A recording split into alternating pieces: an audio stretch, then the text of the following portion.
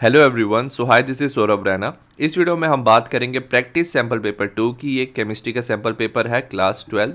ठीक है, 3 आवर्स का एग्जाम होगा। ये 70 मार्क्स होंगे टोटल। 35 क्वेश्चन है जिसमें section A contain 18 multiple choice question carrying 1 marks each. Section B में 7 very short answer type question carry 2 marks each. Section C में 5 शॉर्ट आंसर टाइप क्वेश्चन है 3 मार्क्स के। डी सेक्शन में 2 case based question है 4 marks के। Section E में 3 long answer type question है 5 marks के। All questions are compulsory and use of log table and calculator is not allowed. सबसे पहले हम बात करेंगे सेक्शन ए की। इसमें मल्टीपल चॉइस क्वेश्चन है with 1 correct answer, each carry 1 marks and there is no internal choice in this section.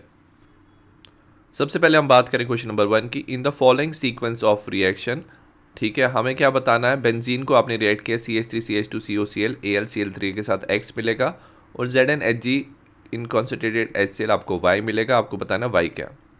ठीक है, तो सबसे पहले अगर आप बेंजीन को रिएक्ट करते हो किसके साथ, सपोज आपने लिया हुआ है CH3CH2COCl in presence of anhydrous AlCl3। ये फ्रीडल क्राफ्ट एसाइलेशन है, तो ये Cl क्या होता है, AlCl3 के बाद चले जाता है, यहाँ पे बनता है CH3CH2CO+। तो ये जो कार्बन है वो बेंजीन रिंग पे अटैक करता है, इलेक्ट्रोफिलिक सब्स्टिट्यूशन करता है और हमारा बन जाता है C double bond O CH2CH3। ठीक है, अब यहाँ पे कीटोन बन गया। अब आप क्या करोगे, इसको जब रिएक्ट करोगे Zn in Hg in presence of concentrated HCl, क्लीमेंसन reduction हो जाएगा और क्या होगा, जो C डबल बॉन्ड O है इसकी जगह क्या होगा, हाइड्रोजन जुड़ जाएगा CH2CH2CH3।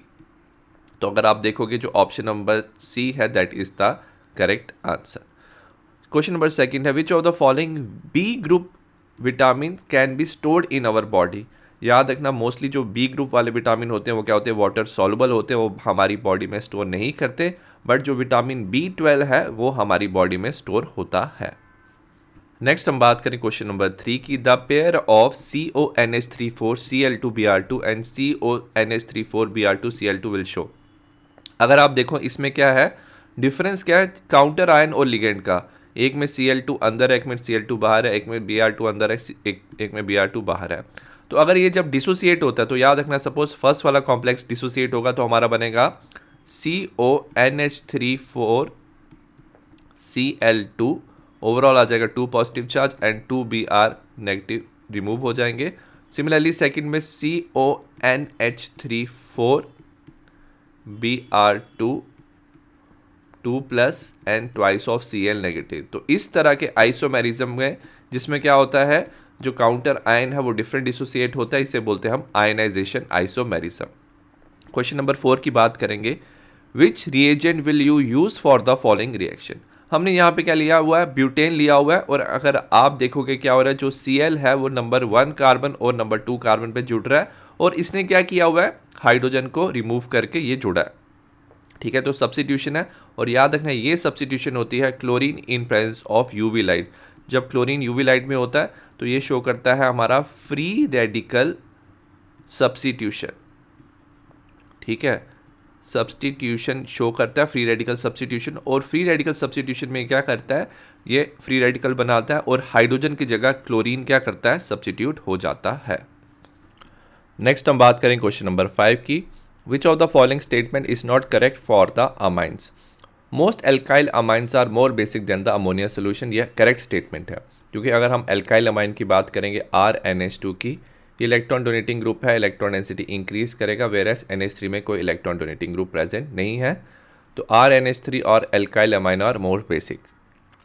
pKb value of ethyl amine is lower than the benzyl amine. याद रखना, pKb वैल्यू लोअर का मतलब क्या है, जो बेसिक स्ट्रेंथ है वो ज़्यादा है। इथाइल अमाइन होता है CH3CH2NH2 और बेंजाइल अमाइन क्या होता है, बेंजीन के साथ हमारा जुड़ा हुआ है CH2NH2। ठीक है, अब याद रखना, एल्काइल जो इथाइल अमाइन है वो इलेक्ट्रॉन डोनेटिंग ग्रुप है, नाइट्रोजन में इलेक्ट्रॉन डेंसिटी इंक्रीज करेगा, versus phenyl group electron withdrawing group है। सो एज ए रिजल्ट क्या होता है, जो हमारा इथाइल अमाइन है pKb वैल्यू कम होती है और बेसिक स्ट्रेंथ क्या होती है, इसकी ज़्यादा होती है। नेक्स्ट दिया हुआ है CH3NH2।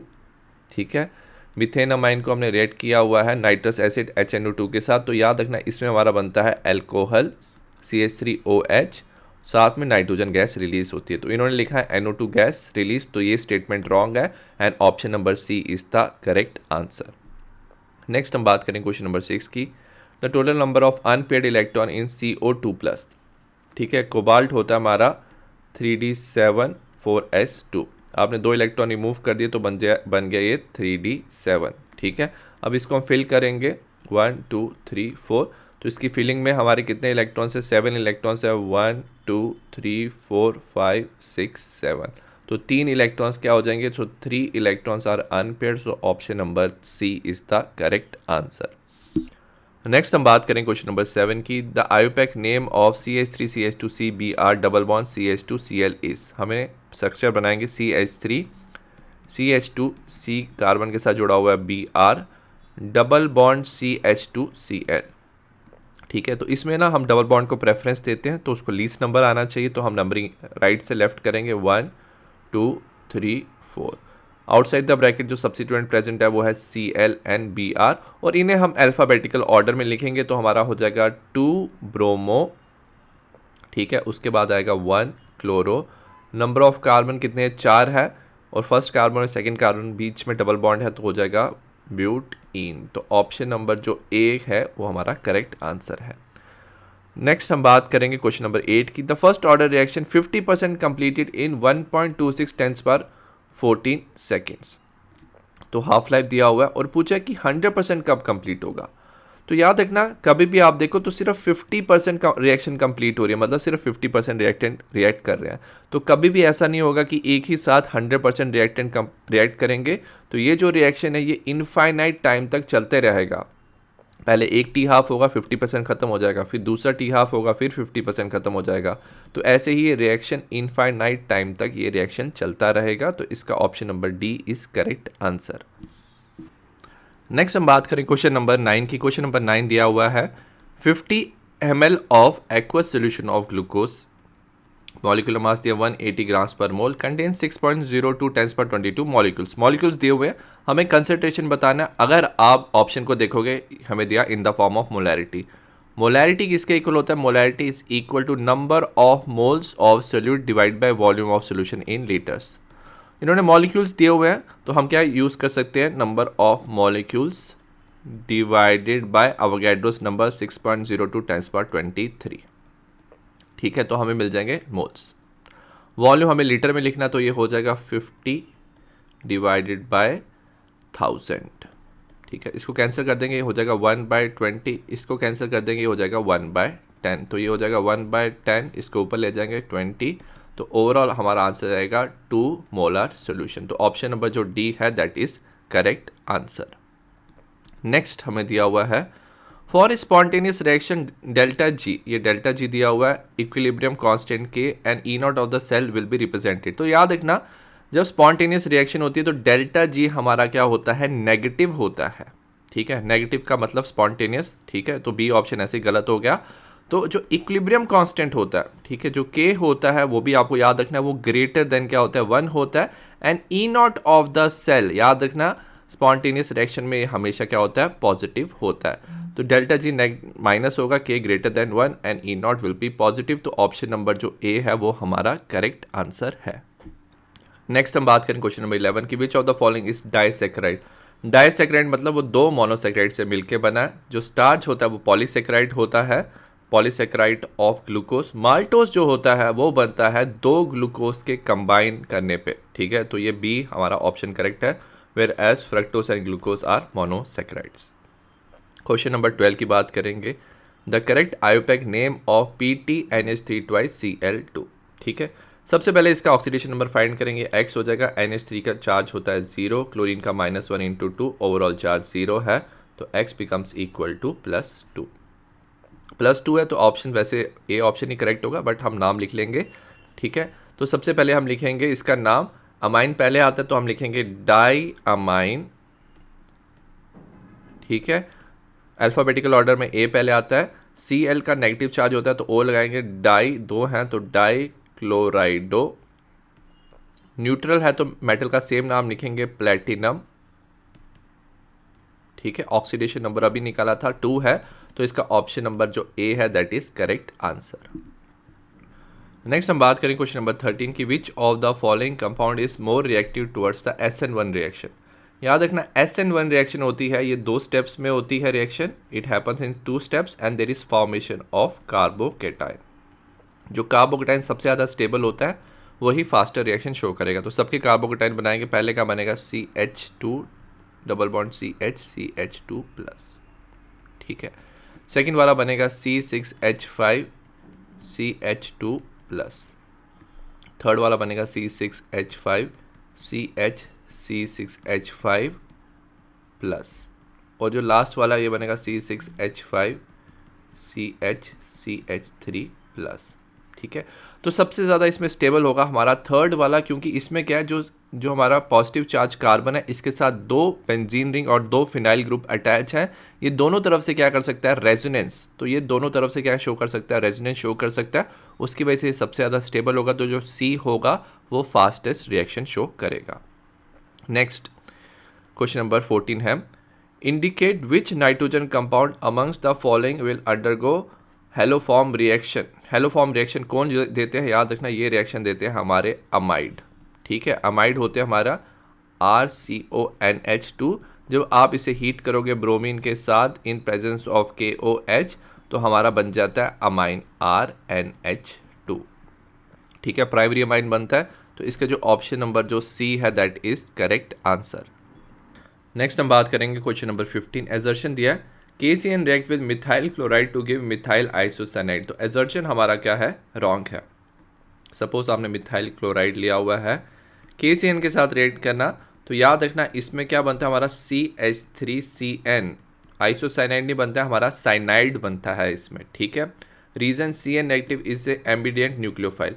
रीजन हमारा करेक्ट स्टेटमेंट दिया हुआ है, क्योंकि जो CN है वो कार्बन वाली तरफ से भी अटैक कर सकता है, नाइट्रोजन वाली तरफ से भी अटैक कर सकता है, सो ये एक एम्बिडिएंट न्यूक्लियोफाइल है। बट KCN मिथाइल क्लोराइड के साथ मिथाइल आइसोसाइनाइड नहीं बनाता है, तो इसका ऑप्शन नंबर डी करेक्ट है, where assertion is wrong but reason is the correct statement. Next हम बात करें क्वेश्चन नंबर 16 की। एजर्शन दिया हुआ है tertiary amines are more basic than the corresponding secondary and primary amine in gaseous phase. Tertiary amine ज़्यादा basic इसलिए होते हैं, अगर हम बात करें सपोज CH3 एंड CH3, ठीक है, और हम इसे कंपेयर करें सेकेंडरी से एंड प्राइमरी अमाइन से, ठीक है, और हमें क्या दिया हुआ है, गैसियस फेज। तो गैसियस फेज में याद रखना सिर्फ हम बात करते हैं प्लस आई इफेक्ट की।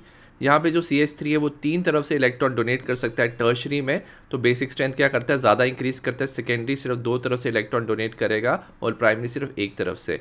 सो नाइट्रोजन की इलेक्ट्रॉन डेंसिटी याद रखना गैसियस फेज में टर्शरी अमाइंस में सबसे ज़्यादा होगी, तो वो सबसे ज़्यादा बेसिक होगा। तो एजर्शन करेक्ट है। रीज़न दिया हुआ है tertiary amine have 3 alkyl group which cause plus I effect. Assertion भी करेक्ट है, रीजन भी करेक्ट है, और ये इसका करेक्ट एक्सप्लेनेशन है। तो option number A where assertion and reason are correct and reason is the correct explanation of assertion.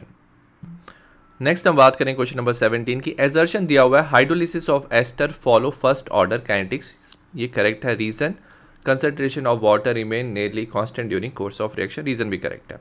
अगर हम हाइड्रोलिसिस ऑफ एस्टर की बात करें, सपोज हमारे पास है CH3COOC2H5, ये इथाइल इथेनोएट है, हमने हाइड्रोलिसिस की है वाटर में के साथ, ठीक है, इन प्रेजेंस ऑफ एसिड, तो हमारा बन जाता है CH3COOH प्लस C2H5OH।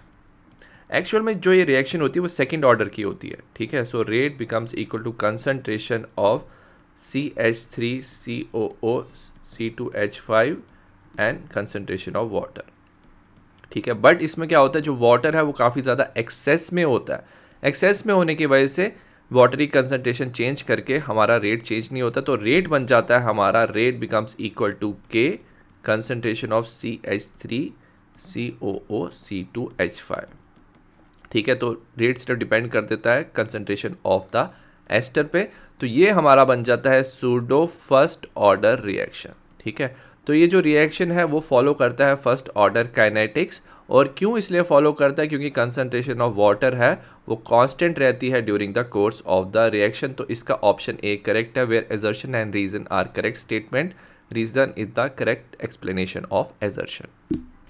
नेक्स्ट हम बात करें क्वेश्चन नंबर 18 की। एजर्शन दिया हुआ है transition metal have low melting point, तो ये स्टेटमेंट हमारा क्या है, गलत है। ट्रांजिशन मेटल का याद रखना हाई मेल्टिंग पॉइंट होता है, क्योंकि बिकॉज ऑफ अनपेयर्ड इलेक्ट्रॉन, और अनपेयर्ड इलेक्ट्रॉन से हमारा इंटर एटॉमिक मेटेलिक बॉन्डिंग होती है। रीज़न दिया हुआ है the involvement of greater number of n-1d and ns electron in the inter atomic metallic bonding. तो इसका जो रीज़न है वो हमें क्या दिया हुआ है, करेक्ट स्टेटमेंट दिया हुआ है, क्योंकि जो d है एंड ns इलेक्ट्रॉन्स है वो इंटर एटॉमिक मेटेलिक बॉन्डिंग करते हैं, उसकी वजह से मेल्टिंग पॉइंट हाई हो जाता है। तो इसका जो ऑप्शन है, option number D, where assertion is wrong reason is correct statement, is the correct answer. Next हम बात करेंगे सेक्शन बी की। Section B contains 7 question with internal choice in 2 questions. Following questions are very short answer type question and carry 2 marks each. Next हम बात करें question number 19 की। Calculate the mass of ascorbic acid. Ascorbic acid का हमें मास बताना है। Molar mass दिया हुआ है 176 ग्राम्स पर mole to be dissolved in 75 grams of acetic acid to lower its freezing point by 1.5 degree Celsius. KF दिया हुआ है हमें 3.9 केल्विन kg पर मोल। सबसे पहले मोलर मास दिया हुआ है विच इज़ M2 176, ठीक है। एसिटिक एसिड का मास हम लेंगे W1 विच इज़ 75 ग्राम्स, ठीक है। अब याद रखना जब हमें डिफरेंस ऑफ टेम्परेचर दिया होता है, चाहे वो केल्विन में हो चाहे डिग्री सेल्सियस में हो, डिफरेंस ऑफ टेम्परेचर सेम रहता है, ठीक है। तो अगर फ्रीजिंग पॉइंट कम हुआ है, 0 से कहाँ पे गया, 1.5 माइनस 1.5, तो डिफरेंस ऑफ टेम्परेचर रह जाएगा हमारा 1.5, ठीक है। चाहे केल्विन हो सेल्सियस हो, तो डिफरेंस ऑफ टेम्परेचर सेम रहता है। और KF का वैल्यू दिया हुआ है हमें 3.9 केल्विन kg पर मोल, ठीक है। तो इसको हम लिख लेंगे, हमारा हो जाएगा delta TF is equal to KF into small m, ठीक है।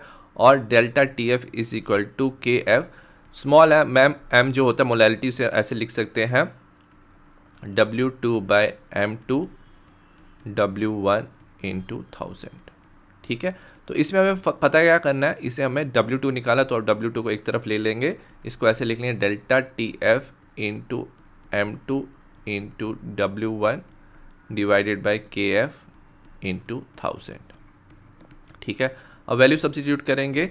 डेल्टा TF का वैल्यू हमें कितना दिया हुआ है, डेल्टा TF है हमारा 1.5, मोलर मास दिया हुआ 176, W1 वेट ऑफ द जो सॉल्वेंट है वो दिया हुआ 75, KF कितना दिया हुआ है हमें 3.9 इंटू 1000, ठीक है। आप इसको सॉल्व कर लोगे तो आपका आंसर आ जाएगा 5.08 ग्राम। तो 5.08 gram will be the correct answer. Next हम बात करें क्वेश्चन नंबर 20 की। Account for the following, there are 5 OH group in glucose. Suppose हमारे पास ग्लूकोज है CHO, CHOH4, CH2OH, ठीक है। तो हम इसे किसके साथ रिएक्ट करेंगे, हम acetic anhydride CH3 CO twice O acetic anhydride के साथ रिएक्ट करेंगे, तो क्या बन जाएगा हमारा CHO C double bond O CH3 नीचे बन जाएगा हमारा CH2O C double bond O CH3, ठीक है। तो पेंटा एसिटेट बन जाएगा हमारा, ठीक है। तो हमारा बन जाएगा ग्लूकोज पेंटा एसिटेट, ठीक है। तो ग्लूकोज पेंटा एसिटेट फॉर्मेशन हमें बताएगा कि यहाँ पे there is presence of 5 OH group. B part है glucose is a reducing sugar, ठीक है। ग्लूकोज रिड्यूसिंग शुगर कैसे पता चलेगा, सपोज अगेन आपके पास ग्लूकोज का मॉलिक्यूल है CHO CHOH4 CH2OH। हम इसे रिएक्ट करेंगे किसके साथ, Fehling solution which is twice of copper 2+ and 5 OH negative. वो क्या करेगा, एल्डिहाइड ग्रुप को ऑक्सीडाइज कर देगा, ठीक है। It will oxidise the aldehyde group और खुद फेलिंग सोल्यूशन क्या हो जाएगा, रिड्यूस हो जाएगा, हमारा बनाएगा CU2O, रेडिश ब्राउन प्रेसिपिटेट बनेंगे CU2O। इससे पता चलेगा कि glucose is a reducing sugar. हमें और दिया हुआ है what happen when D glucose is treated with the following reagent. सबसे पहले ब्रोमीन वाटर, ठीक है। हमारे पास सपोज ग्लूकोज है CHO CHOH4 CH2OH, ठीक है। अब याद रखना जो ब्रोमीन वाटर होता है ये क्या होता है, एक माइल्ड ऑक्सीडाइजिंग एजेंट, और ये सिर्फ क्या कर सकता है, एल्डिहाइड को ऑक्सीडाइज कर देगा, ठीक है। तो ये एल्डिहाइड को क्या कर देगा, ऑक्सीडाइज कर देगा। और हमारा बन जाएगा COH एल्डिहाइड की जगह, और इसे हम बोलते हैं ग्लूकोनिक एसिड। तो इसमें हमारा बन जाएगा ग्लूकोनिक एसिड। नेक्स्ट HNO3 जो है, सेम हम ग्लूकोज लेंगे CHOH4 CH2OH। अब ये जो HNO3 है ये एक स्ट्रॉन्ग ऑक्सीडाइजिंग एजेंट है। ये क्या करेगा, एल्डिहाइड को तो ऑक्सीडाइज कर देगा, बट जो नीचे प्राइमरी अल्कोहल है इसको भी ये क्या कर देगा, ऑक्सीडाइज कर देगा। ठीक है, तो हमारा दोनों तरफ क्या हो जाएंगे, COH ग्रुप आ जाएंगे। तो इसे हम बोलते हैं सैकरिक एसिड। ठीक है, तो हमारा बन जाएगा सैकरिक एसिड। नेक्स्ट हम बात करें क्वेश्चन नंबर 21 की, right the main compound AB in the following reaction. हमें सबसे पहले क्या दिया हुआ है, बेंजोइक एसिड दिया हुआ है। ठीक है, हमने इसे रिएक्ट किया PCl5 के साथ, तो क्या हो जाता है, जो OH है उसकी जगह क्या होता है, Cl जुड़ जाता है, हमारा बनता है COCl बेंजोइल क्लोराइड। ठीक है, अब जो बेंजोइल क्लोराइड है, अगर हम इसको hydrogen in presence of PDBaSO4 react करें, इसे हम बोलते हैं रोजनमैन रिडक्शन, और रोजनमैन रिडक्शन से हमारा बन जाता है बेंजल्डिहाइड। ठीक है, तो हमारा बेंजल्डिहाइड बन जाएगा। तो ये ANB है। बी पार्ट दिया हुआ है CH3CN, हमें दिया हुआ है CH3CN। ठीक है, इसके साथ हम रिएक्ट करें CH3MgBr ग्रिग्नॉड रिएजेंट। अब याद रखना, जो कार्बन होता है CN का, इस पर क्या होता है, डेल्टा पॉजिटिव चार्ज, CH3 पे डेल्टा नेगेटिव चार्ज, तो ये इस पे अटैक करेगा। तो हमारा क्या बन जाता है, CH3CCH3। ठीक है, कार्बन नाइट्रोजन के बीच में डबल बॉन्ड होता है, साथ में MgBr। ठीक है, इसी के साथ इन्होंने क्या दिया हुआ है, H3O+ के साथ हमने रिएक्ट किया, हाइड्रोलिसिस किया, तो ये डबल बॉन्ड ब्रेक होकर इसकी जगह क्या लग जाएगा, हमारा ऑक्सीजन। ठीक है, तो हमारा एसीटोन बन गया। ठीक है, तो A एसीटोन है, और जब हम इसे रिएक्ट करते हैं zinc Hg in presence of concentrated HCl, तो ये हमारी क्लेमेंसन रिडक्शन है, और क्लेमेंसन रिडक्शन में जो ऑक्सीजन रिमूव होता है, इसकी जगह हाइड्रोजन आ जाता है, हमारा बनता है CH3CH2CH3, result in formation of propane. तो ये था हमारा ketone and acetone and propane is the correct answer. 21st question का और वाला पार्ट है, propanone is treated with methyl magnesium bromide and then hydrolysed. Propanone again CH3 C double bond O CH3, हमने इसको रिएक्ट किया methyl magnesium bromide which is CH3MgBr। ठीक है, again ग्रिग्नॉड reagent पे क्या होता है, कार्बन पे डेल्टा नेगेटिव आ जाता है चार्ज, CH3 पे डेल्टा नेगेटिव, और कार्बोनाइल कार्बन पे डेल्टा पॉजिटिव, तो ये इस पे अटैक करेगा। ठीक है, ये इलेक्ट्रॉन यहाँ पे शिफ्ट हो जाएंगे इस ऑक्सीजन पे, और ये ऑक्सीजन MgBr के साथ जुड़ जाएगा, हमारा बनेगा CH3OMgBr। ठीक है, और जब आप इसकी हाइड्रोलिसिस करते हो वाटर की प्रेजेंस में, तो O के साथ, O पे नेगेटिव चार्ज होता है, हाइड्रोजन जुड़ जाता है, हमारा बनता है CH3CCH3CH3OH। हमारा टर्शियरी ब्यूटाइल अल्कोहल बनता है, और साथ में बनता है हमारा MgBr एंड OH। तो इसमें जो मेन प्रोडक्ट बनता है वो है टर्शियरी ब्यूटाइल अल्कोहल। नेक्स्ट हमें दिया हुआ है बी वाला पार्ट दिया हुआ है, benzene is treated with CH3COCl in presence of anhydrous AlCl3। ठीक है, हमने रिएक्ट किया CH3COCl, और हम किसके साथ यूज़ करें, AlCl3 एनहाइड्रस। तो याद रखना, ये हमारी फ्रीडल-क्राफ्ट एसाइलेशन रिएक्शन, जो Cl है वो AlCl3 के पास चला जाता है, यहाँ पे बनता है CH3CO+। ठीक है, ये असाइल ग्रुप क्या करता है, इलेक्ट्रोफिलिक सब्स्टिट्यूशन शो करता है, बेंजीन के साथ जुड़ जाता है, हमारा बेंजीन के साथ बन जाएगा COCH3 प्लस HCl रिलीज होता है। ठीक है, और ये जो कंपाउंड बनता है इसे हम बोलते हैं एसीटोफिनोन, तो हमारा बन जाता है एसीटोफिनोन। नेक्स्ट हम बात करें क्वेश्चन नंबर 22 की, right the mechanism for the preparation of alkenes from alcohol. ठीक है, तो एल्कीन्स बनाएंगे एल्कोहल से, तो सपोज हमने ले लेते हैं इथेनॉल। ठीक है, इथेनॉल यूज़ करेंगे हम, और उससे हम एल्कोहल बनाएंगे। सबसे पहले होता है preparation of protonated alcohol, preparation of protonated alcohol. तो सपोज आपके पास इथेनॉल है विच इज CH3CHHOH। ठीक है, इसको हम रिएक्ट करते हैं इन प्रेजेंस ऑफ एसिड। ठीक है, अब क्या होता है, जो O है इस पे लोन पेयर ऑफ इलेक्ट्रॉन्स होते हैं, वो क्या करता है, हाइड्रोजन अपनी तरफ एक्सेप्ट कर लेता है, हाइड्रोजन ले लेता है, हमारा बनता है protonated alcohol CHH plus, oxygen के साथ आता है प्लस चार्ज, क्योंकि ऑक्सीजन ने पॉजिटिव चार्ज H प्लस लिया है, तो हमारा क्या बन गया, प्रोटोनेटेड अल्कोहल। नेक्स्ट क्या होता है हमारा, फॉर्मेशन ऑफ कार्बोकैटायन।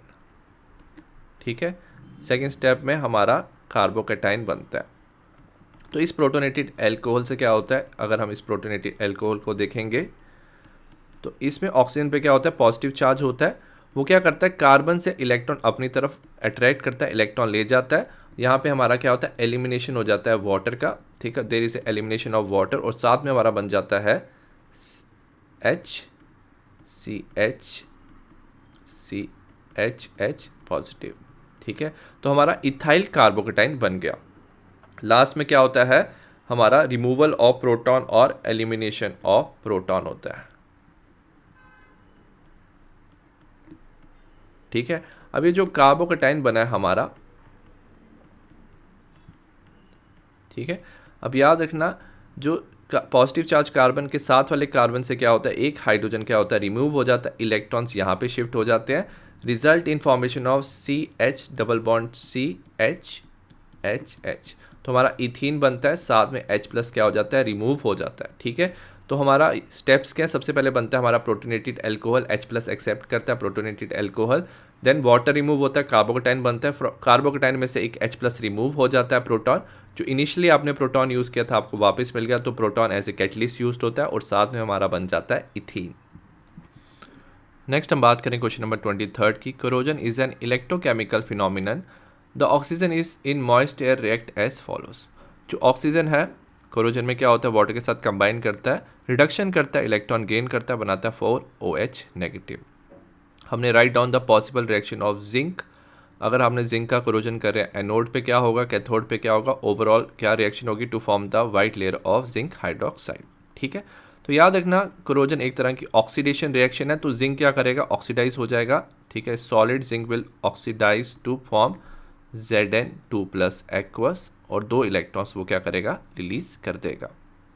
ठीक है, अब कैथोड की रिएक्शन अगर आप देखोगे, ऑलरेडी हमें दिया हुआ है, जो ऑक्सीजन है वो क्या करता है, oxygen gas combine with 2H2O liquid plus 4 electrons, और हमारा बनाता है 4OH नेगेटिव एक्वस।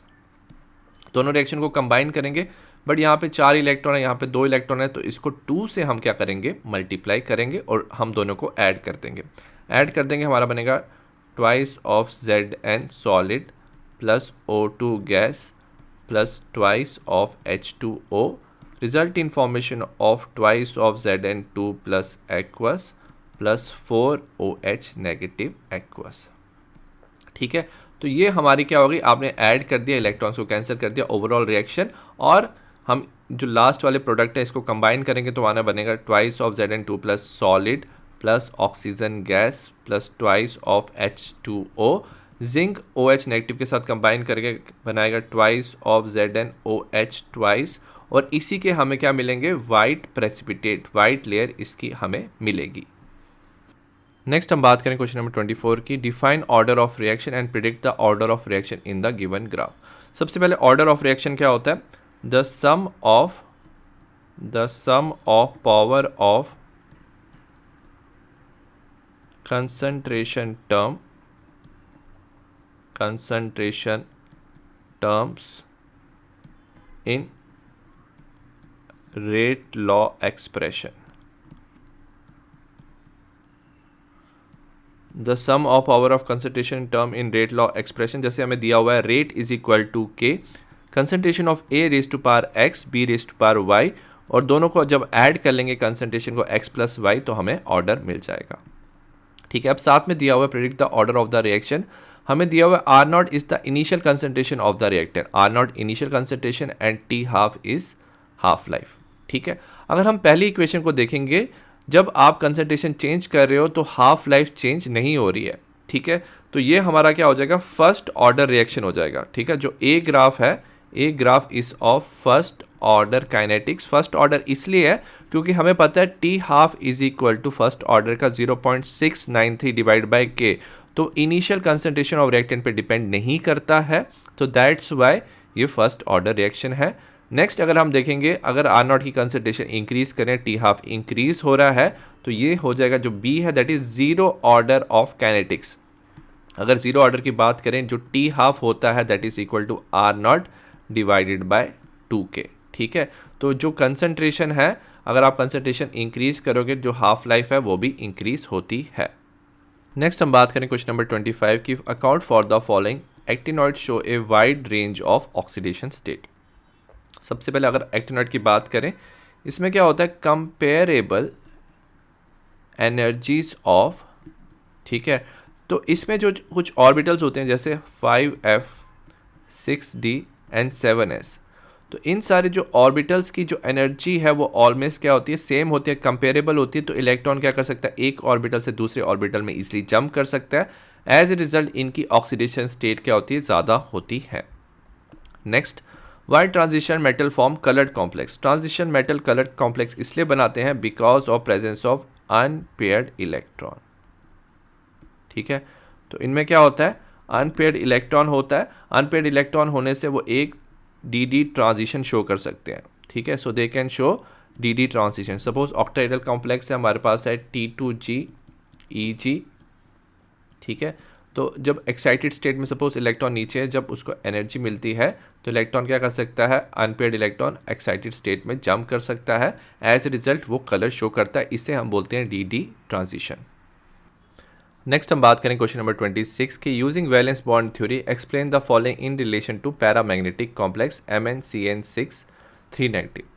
इसका हमें बताना है hybridisation, magnetic moment and type of complex, inner and outer orbital complex. सबसे पहले ऑक्सीडेशन नंबर निकालेंगे। Mn को लेंगे, XCN होता है -1 × 6 इज इक्वल टू -3, तो x इज इक्वल टू +3। ठीक है, Mn की इलेक्ट्रॉनिक कन्फिग्रेशन होती है 3d5 4s2, तो Mn 3+ का हो जाएगा 3d4। ठीक है, तो इसको हम लिखते हैं ऐसे। ठीक है, 1 2 3 4। ठीक, ये हमारा है Mn3+। टोटल इलेक्ट्रॉन कितने हैं, 4 इलेक्ट्रॉन है, 1 2 3 4। अब साथ में याद रखना, जो Cn नेगेटिव है वो एक स्ट्रॉन्ग लिगेंड है, और स्ट्रॉन्ग होने की वजह से वो क्या कॉज करेगा, पेयरिंग कॉज करेगा इलेक्ट्रॉन्स की। ठीक है, तो हम इलेक्ट्रॉन्स एक तरफ शिफ्ट करेंगे, 1 2 3 4। ठीक है, अब हमारे इलेक्ट्रॉन्स आ जाएंगे 1 2 3 4। अब याद रखना सारे इलेक्ट्रॉन शिफ्ट नहीं होंगे, क्योंकि याद रखना D3 जो हाइब्रिडाइजेशन है वो पॉसिबल नहीं होती है। ठीक है, हाइब्रिडाइजेशन D2 से शुरू होती है, सो 2 D2 के ऑर्बिटल फ्री होंगे, 3 फ्री नहीं हो सकते। सो दैट्स वाई 2 इलेक्ट्रॉन पेयरिंग कर देते हैं और 2 इलेक्ट्रॉन अनपेयर्ड रहते हैं। ठीक है, उसके बाद क्या होगा, जो Cn नेगेटिव है ये एक यूनिडेंटेड लिगेंड है, वो इलेक्ट्रॉन भरेगा उसके बाद वाले ऑर्बिटल्स में। टोटल 6 हैं, तो 1 2 3 4 5। ठीक है, तो D2sp3। ठीक है, तो ये शो करेगा D2sp3 हाइब्रिडाइजेशन। ठीक है, और ये होता है हमारा ऑक्टाहेड्रल कॉम्प्लेक्स। ठीक है, सबसे पहले टाइप ऑफ हाइब्रिडाइजेशन पूछा है, तो हाइब्रिडाइजेशन हो जाएगा हमारा D2sp3। अब मैग्नेटिक मोमेंट निकालेंगे, n+2 √n × n+2। n है 2 2 2+2, तो √ ये हो जाएगा 8। √8 होता है हमारा 2.87 बोहर मैग्नेट्रॉन।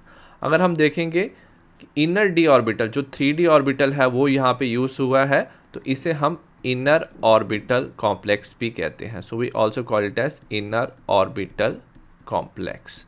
तो ये था हमारा क्वेश्चन नंबर 26। नेक्स्ट हम बात करें सेक्शन सी की। Section C contain 5 question with internal choice in 2 questions and following questions are short answer type question, carry 3 marks each. Next हम बात करें क्वेश्चन नंबर 27 का ए पार्ट। कॉपर +1 जो कंपाउंड है वाइट होते हैं, whereas copper 2+ compound are colour. अगर हम कॉपर +1 की बात करें, इसकी इलेक्ट्रॉनिक कन्फिग्रेशन होती है 3d10। ये फुली फिल्ड होता है, कंप्लीटली फिल्ड होने की वजह से there is no D transition. ठीक है, there is no D transition, that's why ये क्या होता है, white in colour. Whereas copper 2+ होता है हमारा 3d9। ठीक है, तो इसके पास क्या होता है, एक अनपेयर्ड इलेक्ट्रॉन होता है, and because of unpaired electron ये शो करता है डी ट्रांजिशन और ये क्या होता है, कलर्ड होता है। नेक्स्ट दिया हुआ है chromate changes their colour when kept in acidic solution. Suppose आपके पास क्रोमेट है CrO4 2 नेगेटिव, ठीक है। जब आप एसिडिक सोल्यूशन में लेते हो 2H प्लस में, तो ये क्या बनाता है हमारा dichromate Cr2O7 2 negative plus H2O। तो क्रोमेट जो होता है येलो कलर का होता है, और जब आप इसको एसिडिक सोल्यूशन में डालते हो तो डाइक्रोमेट बनाता है ऑफ ऑरेंज कलर, तो तभी इसका कलर चेंज हो जाता है। नेक्स्ट ZnCdHg, ठीक है। तो ये सारे डी ब्लॉक के एलिमेंट हैं, बट इन्हें हम ट्रांजिशन एलिमेंट इसलिए कंसिडर नहीं करते क्योंकि इनका जो डी ऑर्बिटल है, ठीक है, वो क्या रहता है, कंप्लीटली फिल्ड, ठीक है। तो सबका इलेक्ट्रॉन जो डी ऑर्बिटल है वो D10 रहता है। In their normal state, ground state में भी D10 फिल्ड रहता है एंड नॉर्मल ऑक्सीडेशन स्टेट में भी, ठीक है। तो oxidation state and ground state में इनके इलेक्ट्रॉन रहते हैं D10, ठीक है। अगर जिंक की बात करें Zn2 प्लस में भी क्या होता है, 3D10 इलेक्ट्रॉन्स प्रेजेंट होते हैं, so that's why they are not consider as a transition element. Next हम बात करें क्वेश्चन नंबर 28 की, right the product when D glucose react with the concentrated HNO3, ठीक है। अगर आपने ग्लूकोज लिया हुआ है, ऑलरेडी हमने क्वेश्चन की बात की हुई है, अगर हम इसे रिएक्ट करें HNO3 के साथ, तो HNO3 एक स्ट्रॉन्ग ऑक्सीडाइजिंग एजेंट है, वो क्या करेगा, जो aldehyde group and primary alcohol दोनों को ऑक्सीडाइज कर देगा, ठीक है। हमारा बनेगा CHOH4 COOH, तो दोनों तरफ COH ग्रुप आ जाएगा, तो हमारा बन जाएगा सैकरिक एसिड, ठीक है, सैकरिक एसिड बन जाएगा।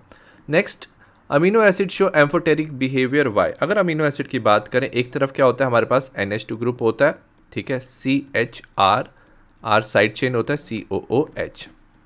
एम्फोटेरिक इसलिए होता है क्योंकि एक तरफ हमारे पास NH2 ग्रुप है जो क्या है, एक बेसिक ग्रुप है, ठीक है, ये प्रोटॉन एक्सेप्ट कर सकता है, where as COH group which is carboxylic acid group, ये क्या कर सकता है, कार्बोक्सिलेट ग्रुप क्या कर सकता है, H प्लस रिलीज कर सकता है, तो ये एसिडिक ग्रुप है, ठीक है, क्योंकि एसिडिक एंड बेसिक है।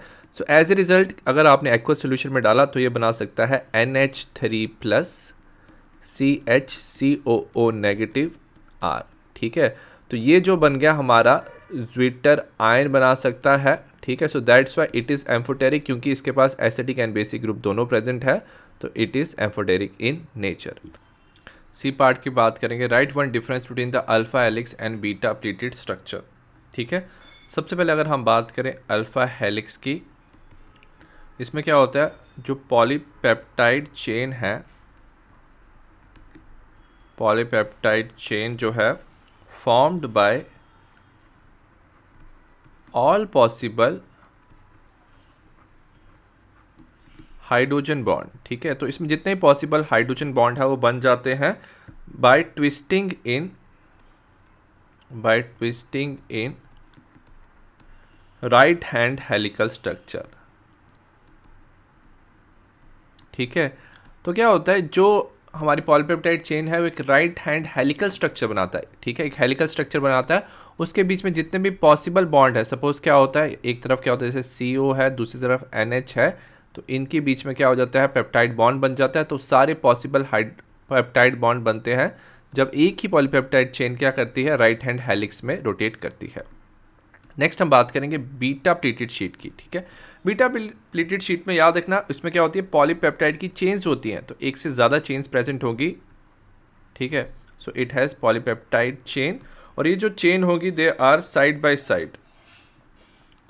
साइड प्रेजेंट होंगी, और ये क्या होती है, स्ट्रेच्ड होती हैं, ठीक है।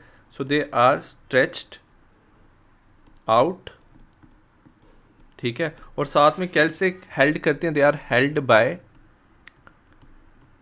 इंटरमॉलिक्यूलर हाइड्रोजन बॉन्ड,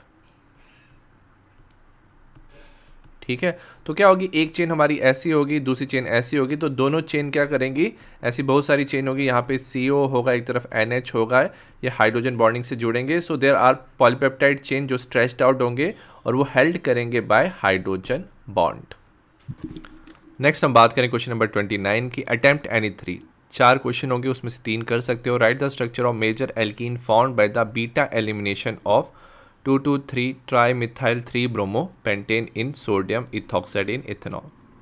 सबसे पहले स्ट्रक्चर बना लेते हैं। हमारा हो जाएगा यहाँ पे CH3 CCH3 CH3 CBr CH3 CH2 CH3। ठीक है, अगर हम नंबरिंग करें तो हो जाएगा 1 2 3 4 5, तो 2,2,3 ट्राई-मिथाइल 3 ब्रोमो पेंटेन। ये हमारा स्ट्रक्चर दिया हुआ है। हमने इसको रिएक्ट किया किसके साथ, सोडियम इथॉक्साइड इथेनॉल। तो ये हमारा क्या शो करता है, बीटा एलिमिनेशन। तो ये जो सोडियम इथॉक्साइड है C2H5ONA in presence of ethanol C2H5OH, ये एक बेस की तरह काम करेगा। ठीक है, बेस की तरह काम करेगा। तो ये क्या करेगा, यहाँ से जो ये अल्फा पोजीशन है बीटा कार्बन से, याद रखना हाइड्रोजन, सेकंड वाला जो बीटा कार्बन है इस पर कोई हाइड्रोजन नहीं है, तो यहाँ पे फोर्थ वाला जो बीटा कार्बन है वहाँ से हाइड्रोजन रिमूव करेगा और अल्फा पोजीशन से Br रिमूव कर देगा और हमारा डीहाइड्रो हैलोजिनेशन रिएक्शन होगा। हमारा बनेगा CH3C CH3 CH3 C double bond CH, यह आ जाएगा CH3 CH3। ठीक है, ये जो कंपाउंड बना इसे हम लिख सकते हैं 3,4,4 ट्राई मिथाइल पेंट 2 इन। तो ये हमारा कंपाउंड बन जाएगा। 29 का बी पार्ट है, which of the following compound pair is chiral. Chiral में क्या होना चाहिए, जो कार्बन होना चाहिए वो कायरल कब होता है, जब वो क्या हो, एसिमेट्रिक। एसिमेट्रिक का मतलब क्या, it should attach to 4 different groups और एटम्स स्लैश एटम्स। ठीक है, अगर इस कार्बन की बात करेंगे, ये वाला जो कार्बन है इसके साथ एक तरफ Br जुड़ा हुआ है, एक तरफ CH3 ग्रुप जुड़ा हुआ है, एक तरफ C2H5 और एक तरफ क्या जुड़ा होगा, हाइड्रोजन। तो ये वाला कंपाउंड क्या होगा, हमारा पहले वाला compound will be chiral 2 bromobutane. अगर हम इस कंपाउंड की बात करें 1 2 3 4 5, इसमें अगर आप देखोगे Br तो जुड़ा हुआ है, हाइड्रोजन भी जुड़ा है, बट ऑन बोथ साइड्स हमारे क्या जुड़े हुए हैं, इथाइल ग्रुप। तो इसमें एटलीस्ट क्या होना चाहिए, चारों ग्रुप क्या होने चाहिए, डिफरेंट होने चाहिए, बट यहाँ पे 2 ग्रुप क्या हमारे सेम हो चुके हैं, 2 इथाइल ग्रुप है, तो ये कायरल नहीं होगा। तो हमारा 2 bromobutane is the correct answer. C part है, identify A and B in the following reaction. ठीक है, हमें दिया हुआ है ब्रोमोबेंजीन दिया हुआ है, हमने इसको रेड किया magnesium in presence of dry ether. ठीक है, हमारा बन जाएगा यहाँ पे बेंजीन के साथ जुड़ जाएगा MgBr। तो यहाँ पे हमारा बन जाता है ग्रिग्नॉट रिएजेंट। और अगर आप क्या यूज़ कर रहे हो, sodium in presence of dry ether, तो ये क्या हो जाएगा, फिटिंग रिएक्शन। तो क्या होगा, जो 2 मॉलिक्यूल्स होंगे ब्रोमोबेंजीन के वो आपस में जुड़ जाएंगे। ठीक है, 2 मॉलिक्यूल्स आपस में जुड़ जाएंगे और बनाएंगे हमारे डाईफिनाइल। ठीक है, तो ये डाईफिनाइल बना देगा। डी क्वेश्चन है हमारा, What happen when benzene diazonium chloride react with potassium iodide? ठीक है, हमने दिया हुआ है बेंजीन डाइजोनियम क्लोराइड और इसे हम रिएक्ट किया है Ki के साथ, पोटेशियम आयोडाइड के साथ रिएक्ट किया, तो हमारा बन जाएगा आइडोबेंजीन। ठीक है, तो बन जाएगा क्या हमारा, iodobenzene KCl plus nitrogen gas is release. ठीक है, तो इसमें आइडोबेंजीन हमारा बन जाएगा। नेक्स्ट हम बात करें क्वेश्चन नंबर 30 की, give reason aniline in is acetylated before nitration reaction. याद रखना, एनालिन को प्रोटेक्ट करने के लिए जो नाइट्रेटिंग मिक्सचर है ना, वो क्या कर सकता है, ऑक्सीडेशन कर सकता है। ठीक है, NH2 ग्रुप की, और ऑक्सीडेशन करके ये बनाता है टेरी ऑक्सीडेशन प्रोडक्ट। ठीक है, तो उनको प्रोटेक्ट करने के लिए ऑक्सीडेशन से, तो हम क्या करते हैं, इसकी एसिटाइलेशन करते हैं एनालिन की। pKb value of aniline is lower than the Meta nitro aniline.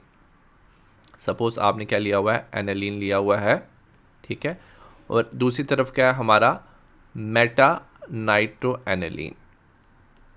Meta position पे आपने क्या जोड़ा हुआ है, NO2 ग्रुप जोड़ा हुआ है। अब याद रखना, जो NO2 ग्रुप होता है वो इलेक्ट्रॉन विड्रॉइंग ग्रुप होता है और वो क्या करता है, इलेक्ट्रॉन डेंसिटी को अपनी तरफ खींचता है। ठीक है, एज ए रिजल्ट एनालिन में इलेक्ट्रॉन डेंसिटी ज़्यादा होती है, तो ये ज़्यादा क्या होता है, बेसिक होता है, और pKb की वैल्यू इसकी क्या होती है, कम होती है। Where as meta nitro aniline में बेसिक स्ट्रेंथ क्या होती है, कम होती है, और इसकी pKb की वैल्यू क्या होती है, ज़्यादा होती है। सी पार्ट है, although NH2 group is ortho para directing yet aniline is on nitration gives significant amount of meta nitro aniline. Normally क्या होता है, जो NH2 ग्रुप है इलेक्ट्रोफिलिक सब्स्टिट्यूशन में क्या करता है, जो हमारा इलेक्ट्रोफाइल है ऑर्थोपैरा पे अटैच करता है, बट नाइट्रेशन में कुछ हमारा मेटा नाइट्रो एनालीन भी बनता है। वो इसलिए बनता है कि जब आप HNO3H2SO4 के साथ क्या कर रहे हो, रिएक्ट कर रहे हो, तो याद रखना मिक्सचर में हमारा H+ होता है, क्योंकि एसिडिक मिक्सचर है। तो एनालीन क्या कर सकता है, इसका नाइट्रोजन पे लोन पेयर ऑफ इलेक्ट्रॉन्स है, ये H+ को एक्सेप्ट कर सकता है। ठीक है, जब ये एक्सेप्ट कर लेता है H+ को, तो हमारा बना लेता है एनिलीनियम आयन NH3+। इसे हम बोलते हैं एनिलीनियम आयन। और ये जो एनिलीनियम आयन है, याद रखना ये क्या, इलेक्ट्रॉन विड्रॉइंग ग्रुप है। तो ये क्या करेगा, इलेक्ट्रॉन अपनी तरफ खींचेगा ऑर्थोपैरा पोजीशन में positive charge. So as a result NO2 will get attached at the meta position. So that's why हमें कुछ quantity of meta nitro aniline मिलता है।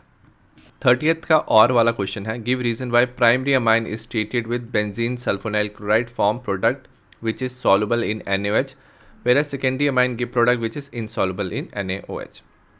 सपोज हमारे पास बेंजीन सल्फोनाइल क्लोराइड है, ठीक है, हम ना अगर इसको ना किसके साथ रिएक्ट करते हैं, सपोज प्राइमरी अमाइन हमारे पास CH3NH2 इसके साथ रिएक्ट करता है, तो हमारा बना देता है यहाँ पे S double bond O NH, ठीक है, NHCH3, ठीक है।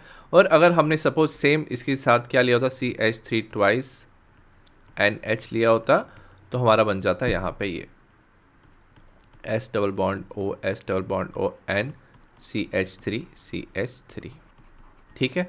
तो जो पहला प्रोडक्ट बन रहा है, अगर आप उसमें देखो, इसमें क्या एसिडिक हाइड्रोजन, ठीक है, तो इसमें एसिडिक हाइड्रोजन मतलब जो SO2 है इलेक्ट्रॉन विड्रॉइंग ग्रुप है, तो ये एसिडिक हो जाता है। एज ए रिजल्ट एसिडिक होने की वजह से ये क्या हो सकता है, NaOH में क्या हो जाता है, सॉल्युबल हो जाता है। बट अगर आप सेकंड वाले में देखोगे, सेकंड वाले में जब हमने सेकेंडरी अमाइन यूज़ किया था प्रोडक्ट में, there is no acidic hydrogen, तो इसमें कोई एसिडिक हाइड्रोजन प्रेजेंट नहीं है, तो ये NaOH में इनसॉल्युबल रहेगा, तो ये डिसॉल्व नहीं होता है।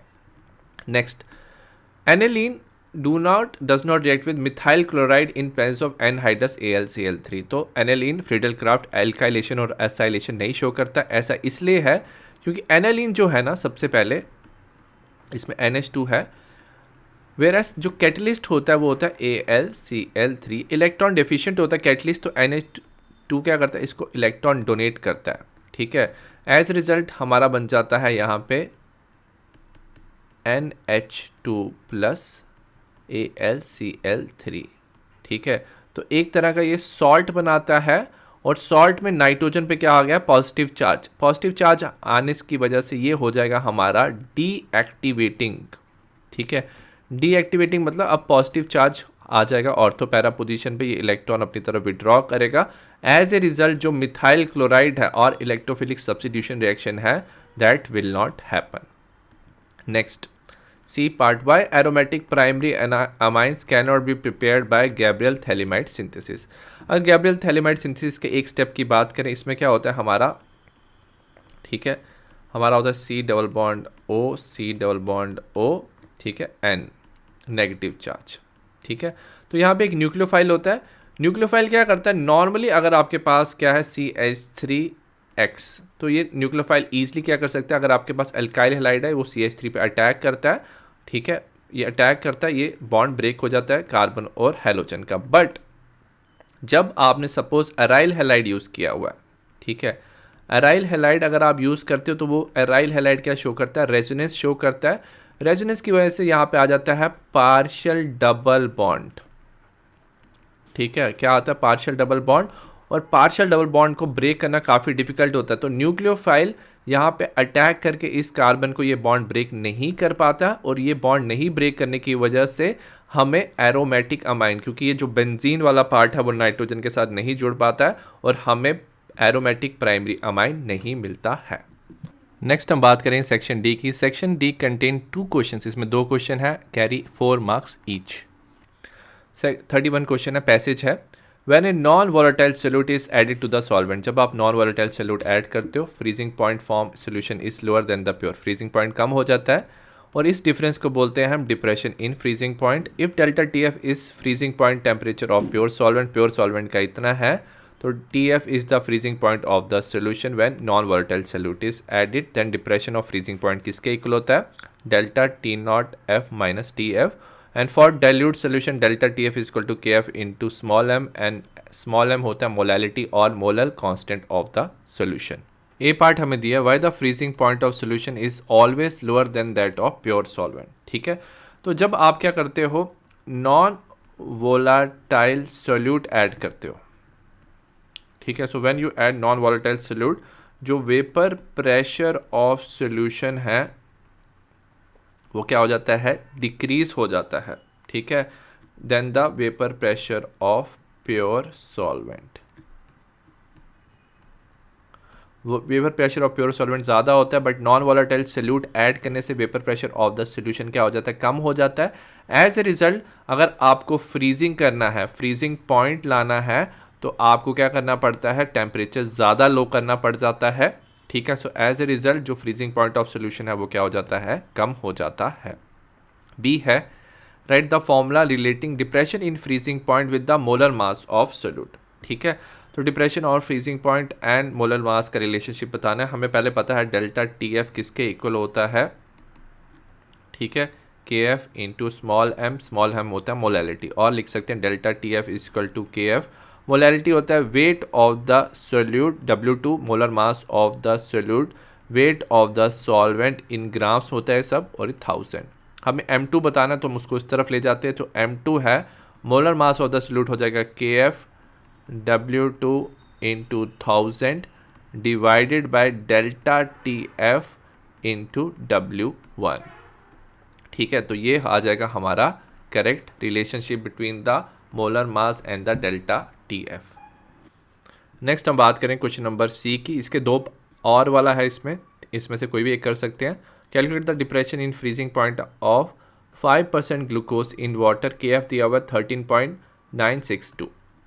5% अगर दिया हुआ है हम तो इसे मास बाय मास लेंगे, मतलब कि अगर हमारे पास 5 ग्राम ऑफ ग्लूकोज है, कितने सोल्यूशन में प्रेजेंट होगा, 100 ग्राम्स ऑफ सोल्यूशन। अगर सॉल्वेंट की बात करें, सॉल्वेंट कितना हो जाएगा, 95 ग्राम्स ऑफ वाटर। तो सोल्यूशन माइनस सोल्यूट, सॉल्वेंट दे देता है, ये आ जाएगा हमारा W2, ये आ जाएगा W1। मोलर मास हम निकालेंगे, ग्लूकोज का हमें दिया नहीं हुआ है, आपको वैसे याद रखना है, 180 होता है, C6H12O6 होता है ग्लूकोज, कार्बन का होता है 12 इंटू 6, हाइड्रोजन का 1 इंटू 12, ऑक्सीजन का होता है 16 इंटू 6, ओवरऑल आ जाता है 180 ग्राम्स पर मोल। तो ये आ गया हमारा M2। ठीक है, अब फॉर्मूला यूज़ कर लेंगे, हमें पता है delta T F is equal to K F into W2 divided by M2 into W1 into 1000। Value substitute करेंगे, हो जाएगा 13.962, W2 हुआ 5, नीचे मोलर मास हो जाएगा 180, वाटर दिया हुआ है हमें 95 ग्राम्स इंटू 1000। ठीक है, इसको आप सॉल्व कर लोगे तो हमारा डिप्रेशन ऑफ फ्रीजिंग पॉइंट आ जाएगा 4.08 केल्विन। सिमिलरली अगर हम सेकंड क्वेश्चन की बात करें, इसका और वाले की, हमें दिया हुआ है 60 ग्राम्स ऑफ ग्लूकोज, W2 दिया हुआ है 60 ग्राम्स, मोलर मास कितना दिया हुआ है 180 ग्राम, और वाटर दिया हुआ W1 दिया हुआ है हमें कितना 250 ग्राम्स। के एफ दिया हुआ है हमें 1.86, तो वैल्यू सब्सिट्यूट करेंगे, delta T F is equal to K F into W2 divide by M2 into W1 into 1000। तो वैल्यू सब्सिट्यूट करेंगे, के एफ होता है हमारा 1.86, W2 कितना है 60, M2 है 180, 1000 डिवाइडेड बाय 250। ठीक है, ये 4 हो जाएगा, इसको आप सॉल्व कर लेना, ये हो जाएगा 3। तो ओवरऑल जब आप इसको सॉल्व कर दोगे तो आपका डेल्टा टी एफ आ जाएगा 2.47 केल्विन। तो ये हमारा करेक्ट आंसर है। नेक्स्ट हमें दिया क्वेश्चन नंबर 22, पैसेज दिया हुआ है, aldehyde and ketone contain at least 1 alpha hydrogen undergo A reaction in presence of dilute alkali. Aldehyde ketone जिनमें अल्फा हाइड्रोजन है वो अल्कली के साथ रिएक्शन शो करते हैं एज कैटलिस्ट, अल्कली कैटलिस्ट की तरह बिहेव करती है। हमें मिलता है बीटा हाइड्रोक्सी कीटोन जब हमारे पास कीटोन है, बीटा हाइड्रोक्सी एल्डिहाइड जब हमारे पास एल्डिहाइड है। इन्हें हम एल्डोल कहते हैं, वाइल बीटा हाइड्रोक्सी कीटोन को हम कीटोल्स भी कहते हैं। व्हेन टू डिफरेंट एल्डिहाइड और ketone mix they form 4 products. जब दो एल्डिहाइड और कीटोन जिनमें अल्फा हाइड्रोजन प्रेजेंट होता है तो हमें 4 प्रोडक्ट मिलेंगे और उस रिएक्शन को बोलते हैं क्रॉस एल्डोल कंडेंसेशन। ए पार्ट दिया हुआ है, what happen when aldol readily loose water. Suppose आपने एल्डोल बनाया हुआ है, 2 एल्डिहाइड और 2 कीटोन कंबाइन करके एल्डोल प्रोडक्ट बनाएंगे, और जब आपने इसको हीट किया तो वाटर लूज हो जाता है और जो हमारा प्रोडक्ट बनता है उसे बोलते हैं हम alpha beta unsaturated carbonyl compound. ऐसा इसलिए कहते हैं क्योंकि जो अल्फा और बीटा का कार्बन है उसके बीच में डबल बॉन्ड आ जाता है और साथ में कार्बोनाइल कंपाउंड प्रेजेंट होता है एल्डिहाइड और कीटोन। बी पूछा हुआ है, write the name and formula of 3 carbonyl compound that do not undergo aldol condensation. 3 carbonyl compound जिसमें अल्फा हाइड्रोजन प्रेजेंट नहीं है वो हमें बताना। एक हो जाता है हमारा HCHO, इसे हम बोलते हैं फॉर्मल्डिहाइड। दूसरा हो जाता है हमारा बेंजीन के साथ हमारा क्या जुड़ा हुआ है, CHO, इसे हम बोलते हैं बेंजल्डिहाइड। और तीसरा हमारा क्या है, 2 बेंजीन है, ठीक है, और उनके बीच में C डबल बॉन्ड O है, ठीक है। अगर आप ये तीनों कंपाउंड देखोगे इसमें कोई भी अल्फा हाइड्रोजन प्रेजेंट नहीं है तो थर्ड कंपाउंड को बोलते हैं बेंजोफिनोन, ठीक है। तो इन तीनों कंपाउंड में there is no alpha hydrogen, तो ये इनके नाम एंड स्ट्रक्चर है। सी पार्ट दिया है, write the product form in the following reaction. Benzaldehyde दिया, एसीटोफिनोन दिया बेसिक मीडियम में, ठीक है। सबसे पहले हम बना देंगे, ये क्रॉस एल्डोल कंडेंसेशन है, बेंजल्डिहाइड बना लेंगे, ठीक। एसीटोफिनोन को ऐसे लिखेंगे CH3 C double bond O CH3, ठीक है। अब क्या होता है याद रखना, इसमें से क्या होता है, CH3 में से एक हाइड्रोजन रिमूव हो जाता है, यहाँ पे नेगेटिव चार्ज आता है, ये इस पे अटैक करेगा, यहाँ पे इलेक्ट्रॉन्स इस ऑक्सीजन पे और यहाँ पे हाइड्रोजन जुड़ जाएगा। तो ओवरऑल हमारा पहले प्रोडक्ट बनेगा ऐसे, बेंजीन के साथ CHOH, यहाँ पे CH2 C double bond O, इसके साथ बेंजीन, ठीक है। अब हम क्या करेंगे, इसको हीट करेंगे, यहाँ से OH, तो एक कार्बन से क्या होगा OH और उसके साथ वाले कार्बन से हाइड्रोजन रिमूव हो जाएगा और हमारा कंपाउंड कुछ ऐसे बन जाएगा। बेंजीन के साथ क्या बन जाएगा, CH double bond CH C double bond O, ठीक है। अब अगर नंबरिंग करेंगे तो याद रखना फंक्शन ग्रुप चेन में प्रेजेंट है तो नंबरिंग आ जाएगी 1 2 3, नंबरिंग ऐसी हो जाएगी। और इस कंपाउंड का हम नाम लिखेंगे 1,3। 1,3 पोजीशन पे अगर आप देखोगे दिया हुआ है हमें डाइफिनाइल दिया हुआ है। नंबर ऑफ कार्बन अगर आप देखोगे चेन में कितने हैं, 3 है। प्रॉप 2 इन, सेकेंड पोजीशन पे इन है एंड 1 ऑन, तो ये हमारा मेन प्रोडक्ट बन जाएगा। नेक्स्ट दिया हुआ है, write the equation involve in aldol condensation using the simplest aldehyde. तो सिंपलेस्ट एल्डिहाइड जिसमें एल्डोल कंडेंसेशन हो सकता है वो हमारा CH3 C double bond OH, acetaldehyde, ठीक है। एक और मॉलिक्यूल से रिएक्ट करेंगे CH3 C double bond OH, इसमें भी बेसिक मीडियम लेंगे। इसमें भी क्या होगा, CH3 में से एक हाइड्रोजन इसमें नेगेटिव रिमूव हो जाएगा, नेगेटिव चार्ज आ जाएगा, कार्बोनाइल कार्बन पे अटैक करे, इलेक्ट्रॉन यहाँ पे शिफ्ट और इस ऑक्सीजन के साथ वो हाइड्रोजन जुड़ जाएगा, हमारा बनेगा CH3 COH CH CH2 C double bond OH। इसको अगर आप हीट करोगे तो वाटर रिमूव हो जाएगा, यहाँ से क्या होगा OH, यहाँ से हाइड्रोजन एक रिमूव हो जाएगा, हमारा बन जाएगा CH3 CH double bond CH COH। तो ये जो कंपाउंड बना अगर हम इसकी नंबरिंग करें 1 2 3 4, ये बन गया हमारा ब्यूट 2 इन अल, ठीक है। तो ये जो हमारा प्रोडक्ट बनना है तो इसे हम बोल सकते हैं, अगर कार्बन देखें अल्फा और बीटा कार्बन के बीच में, सो अल्फा बीटा के कार्बन के बीच में क्या डबल बॉन्ड है, सो अल्फा बीटा अनसैचुरेटेड और साथ में कार्बोनाइल ग्रुप प्रेजेंट है, तो ये हमारा एंड प्रोडक्ट बनेगा। नेक्स्ट हम बात करेंगे section E. Each question carry 5 marks, हर एक क्वेश्चन के 5 मार्क्स है and answer the question carefully. सबसे पहले हम बात करें क्वेश्चन नंबर 33 की।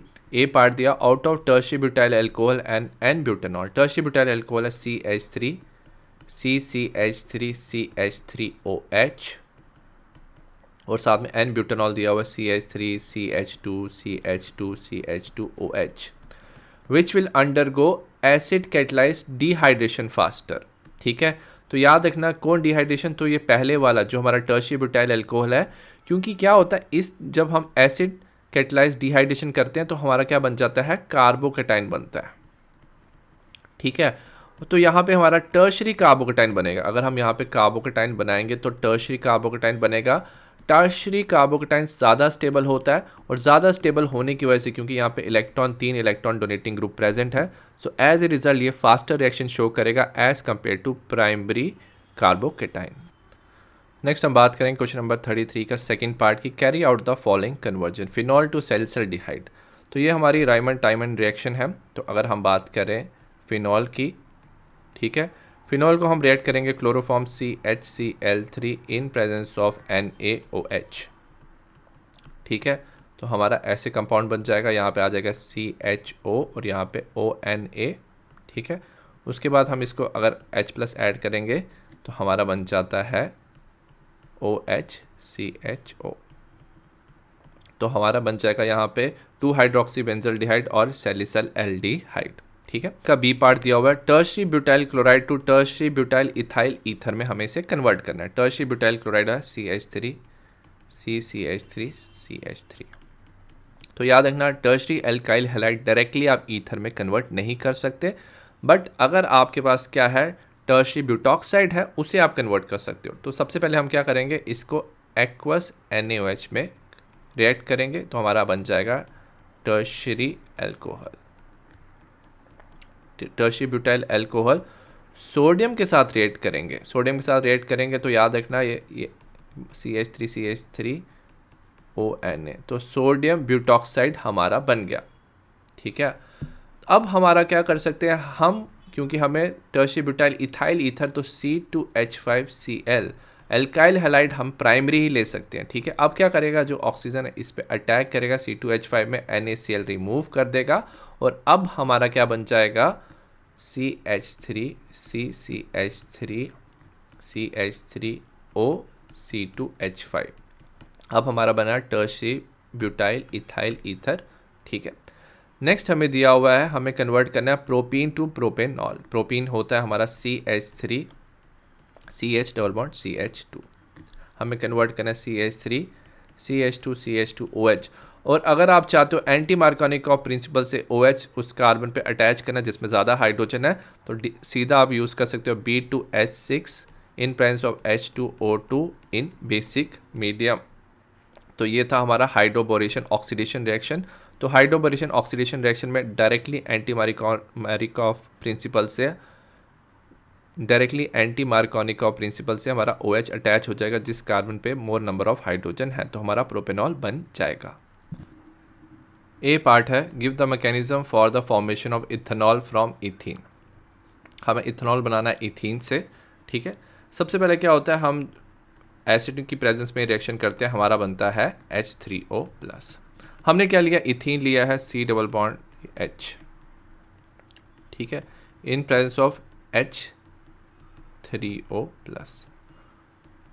अब क्या होता है, ऑक्सीजन क्या होता है, पॉजिटिव चार्ज होता है, वो इलेक्ट्रॉन अपनी तरफ ले जाता है, यहाँ पे बच जाता है H+। H+ क्या करता है, इस C कार्बन पे अटैक करता है, इलेक्ट्रॉन एक कार्बन शिफ्ट होते हैं, दूसरे कार्बन पे पॉजिटिव चार्ज आ जाता है। तो हमारा इस रिएक्शन में क्या हो रहा है, वाटर रिमूव हो रहा है, H2O रिमूव हो गया, हमारा बना यहाँ पे CH पॉजिटिव चार्ज और इस कार्बन के साथ 3 हाइड्रोजन। तो इथाइल कार्बोकेटाइन, तो फर्स्ट वाले स्टेप में क्या होता है, प्रोटोनेशन होता है और हमारा इथाइल कार्बोकेटाइन बनता है। अब क्या होता है, इस पर क्या होता है, अटैक ऑफ वाटर, क्योंकि पॉजिटिव चार्ज है तो वाटर न्यूक्लियोफाइल की तरह काम करता है। तो मैं इसको रिवर्स डायरेक्शन में लिख दूंगा, ये हो जाएगा HCH पॉजिटिव चार्ज। ठीक है, वाटर पे लोन पेयर ऑफ इलेक्ट्रॉन्स है, वो क्या करेंगे, लोन पेयर ऑफ इलेक्ट्रॉन्स इस कार्बन पे अटैक करेंगे, जैसे वो अटैक करेंगे हमारा बना देंगे HCHOH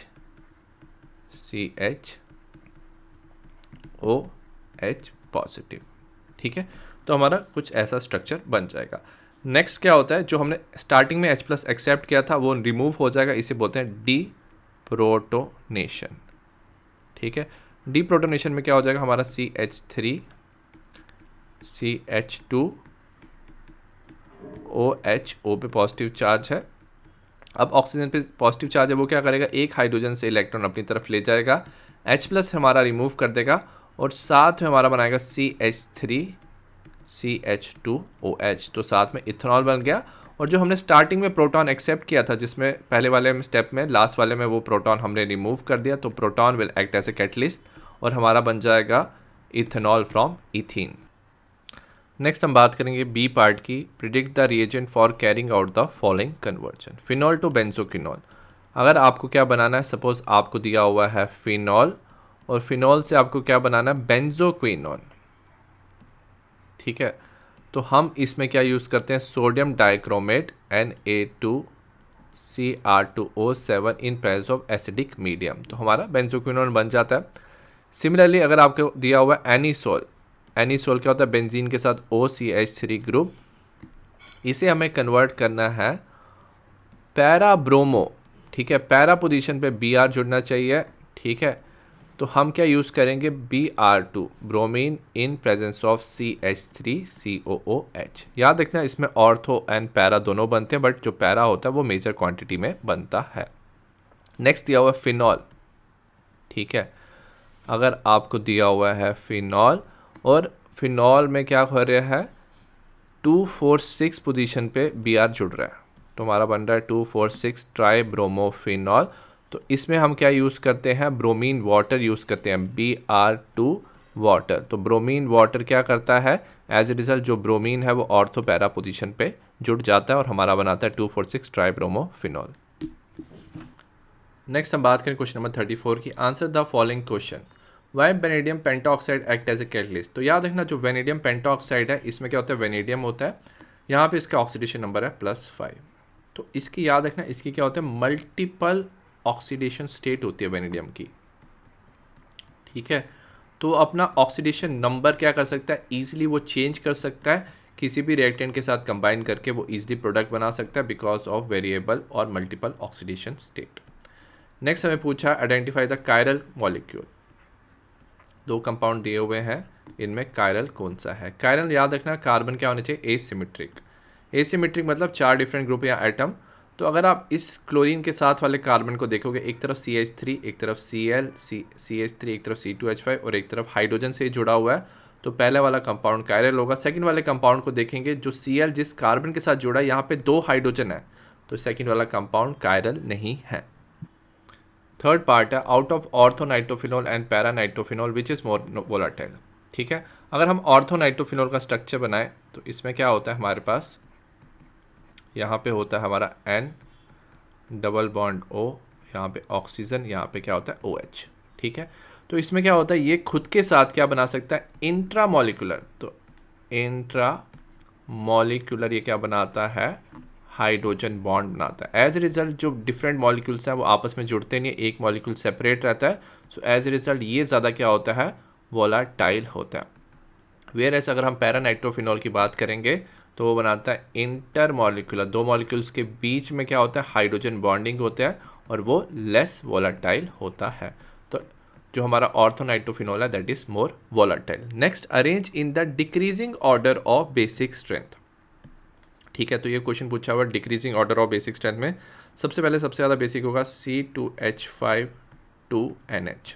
ठीक है, ठीक है, ये इलेक्ट्रॉन डोनेट कर सकता है 2 तरफ से। उसके बाद आ जाएगा हमारा C2H5NH2, ये एक तरफ से इलेक्ट्रॉन डोनेट करेगा, उसके बाद NH3 और सबसे कम हो जाएगा C6H5NH2 बेसिक। ऐसा इसलिए होगा क्योंकि अगर हम यहाँ बात करें C2H5 2 तरफ से इलेक्ट्रॉन डोनेट करेगा, इलेक्ट्रॉन डेंसिटी इंक्रीज करेगा, ये एक तरफ से इलेक्ट्रॉन डोनेट करेगा, नाइट्रोजन पे इलेक्ट्रॉन है। बट एनालिन में क्या होता है, नाइट्रोजन रेजोनेंस शो करता है, नाइट्रोजन के इलेक्ट्रॉन बेंजीन रिंग में मूव करते हैं, इलेक्ट्रॉन डेंसिटी डिक्रीज होती है। तो ये था हमारा decreasing order of basic strength. Fifth है, what is meant by invert sugar. ये इन्वर्ट शुगर क्या होता है, जैसे हमारा क्या होता है सुक्रोज। ठीक है, अब इसमें क्या होता है, इसमें होता है change in sign of rotation. ठीक है। जो रोटेशन का साइन होता है वो चेंज होता है फ्रॉम सपोज डेक्स्ट्रो टू लीवो, ठीक है। अगर हम बात करें सुक्रोज की, वो क्या होता है, पॉजिटिव होता है, मतलब डेक्स्ट्रो रोटेटरी होता है। बट जब आप इसकी क्या करते हो, हाइड्रोलिसिस करते हो, ग्लूकोज बनता है, वो भी पॉजिटिव होता है। और जो फ्रक्टोज बनता है वो क्या होता है, नेगेटिव। बट ओवरऑल जो नेगेटिव होता है वो काफ़ी ज़्यादा होता है पॉजिटिव से, तो ओवरऑल जो सोल्यूशन है वो क्या हो जाता है, लीवो रोटेटरी हो जाता है। वेरा सुक्रोज था positive which is dextro rotatory.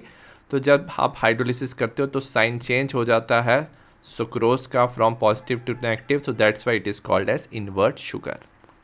Next हम बात करें क्वेश्चन नंबर 35 की। ए पार्ट है, draw the optical isomers of PtCl2 En twice 2+, ठीक है। ऑप्टिकल आइसोमर्स बनाएंगे, याद रखना ये हमारा सिस एंड ट्रांसफॉर्म दोनों बनाता है। जो ट्रांसफॉर्म है वो ऑप्टिकल आइसोमर्स नहीं बनाता, तो हमें सिस फॉर्म बनाना है। हम बनाएंगे Pt 1 2 3 4 5 6। सिस फॉर्म क्या हो जाएंगे, 2 क्लोरीन एक तरफ रख लेंगे, यहाँ पे En डाइडेंटेट लिगेंड है ये En, ठीक है। यहाँ पे आ जाएगा 2+, इसकी मिरर इमेज बनाएंगे हम, ठीक है। PtCl हम इस तरफ बनाएंगे Cl, यहाँ पे En यहाँ पे +2, ठीक है। तो ये क्या मिरर इमेज है, दोनों सिस फॉर्म है, सो ये हमारे हो जाएंगे ऑप्टिकली एक्टिव दोनों, एक डेक्स्ट्रो होगा एक लीवो होगा। बी पार्ट है, write the formula of the following complex hexammine platinum 2 chloride, ठीक है। सबसे पहले हमारे पास दिया हुआ प्लेटिनम दिया हुआ है, हेक्सामाइन 6 अमाइन है, ब्रैकेट, ठीक है। अब इसका ओवरऑल चार्ज कितना होगा, प्लेटिनम का +2 है, ये न्यूट्रल है तो ओवरऑल +2 चार्ज होगा। तो कितने क्लोराइड आयन प्रेजेंट हो गए, तो 2 क्लोराइड, सो 2Cl नेगेटिव। तो ओवरऑल हमारा जो स्ट्रक्चर बन जाएगा वो बनेगा PtNH3 6, ठीक है, Cl2। तो ये हमारा हो जाएगा हेक्सा अमाइन प्लेटिनम 2 क्लोराइड, ठीक है। नेक्स्ट हमें पूछा हुआ है, write the hybridization and geometry of NiCN4 2 negative Ni का हमें दिया हुआ है एटॉमिक नंबर 28, ठीक है। तो Ni 28 होता है, Ni होता है 3D8 4s2। ऑक्सीडेशन नंबर निकालेंगे, NiX लिख लेंगे, Cn होता है -1 × 4 ओवरऑल -2, तो हो जाएगा +2। तो ओवरऑल हमें दिया हुआ है, निकल दिया हुआ है +2 दिया हुआ है हमें, विच इज़ 3D8, ठीक है। अब इसकी हम क्या निकालेंगे, हाइब्रिडाइजेशन और ज्योमेट्री बताएंगे। तो हमारे पास कितना है, 1 2 3 4, 3D8 है, ठीक है। यहाँ पे हम बना देंगे 4s, ये 3D है, ये 4s एंड 4p। 8 इलेक्ट्रॉन है 3D में, तो 8 इलेक्ट्रॉन बना देंगे, 1 2 3 4 5 6 7 8। अब याद रखना यहाँ पे क्या दिया हुआ है हमें, Cn नेगेटिव। Cn नेगेटिव एक स्ट्रॉन्ग लिगेंड है, वो इलेक्ट्रॉन्स की पेयरिंग कॉज करेगा। एज ए रिजल्ट 1 2 3 4 5, तो जितने भी इलेक्ट्रॉन्स है 8 इलेक्ट्रॉन्स, सारे इलेक्ट्रॉन्स क्या हो जाएंगे, पेयर्ड हो जाएंगे, ठीक है। सारे इलेक्ट्रॉन्स क्या हो गए, पेयर्ड हो गए। अब लिगेंड क्या करेगा, इलेक्ट्रॉन डोनेट करेगा, और जहाँ पे जो डी ऑर्बिटल फिल नहीं है वहाँ पे करेगा 4 Cn है, तो एक डी में, एक s में और 2 p में वो क्या करेगा, इलेक्ट्रॉन डोनेट करेगा। हमारी हाइब्रिडाइजेशन बन जाएगी DsP2, ठीक है, DsP2 बन जाएगी हमारी हाइब्रिडाइजेशन। और ये ज्योमेट्री क्या होती है हमारी, स्क्वायर प्लानर, तो ये बन जाएगी square planar geometry. D part है, write the IUPAC name of the following complex, हमें दिया हुआ है CONH3 5Cl Cl2। Oxidation number निकालेंगे, x + 0 - 1, ये ओवरऑल हो जाएगा +2, x = +3, ठीक है। हम लिखेंगे अल्फ़ाबेटिकल ऑर्डर में, अल्फ़ाबेटिकल ऑर्डर में पहले अमाइन आता तो लिखेंगे पेंटा अमाइन, ठीक है। तो पहले लिखेंगे हम पेंटा अमाइन। क्लोरीन का नेगेटिव चार्ज होता है तो इसे लिखेंगे क्लोराइडो, ये हो जाएगा हमारा क्लोराइडो कोबाल्ट। मेटल का नेम सेम रहेगा क्योंकि पॉजिटिव चार्ज है 3, और लास्ट में आ जाएगा क्लोराइड, ठीक है। Next, why low spin configuration really observed for tetrahedral coordination entity, मतलब यहाँ पे क्या मिलता है आपको, हाई स्पिन कॉम्प्लेक्स मिलते हैं। लो spin is not really observe, मतलब हाई स्पिन ऐसा इसलिए होता है क्योंकि जो क्रिस्टल फील्ड स्प्लिटिंग एनर्जी है, जब क्रिस्टल फील्ड स्प्लिटिंग होती है जो एनर्जी है इज नॉट सफिशिएंट ठीक है, तो जो एनर्जी रिलीज होती है वो कम होती है and it is not sufficient for pairing of the unpaired electrons. तो अनपेयर्ड इलेक्ट्रॉन्स की पेयरिंग के लिए वो एनर्जी सफिशिएंट नहीं होती है। So that's Y tetrahedral complex में क्या होता है, हाई स्पिन कॉम्प्लेक्स बनते हैं, लो spin complex is rarely observed.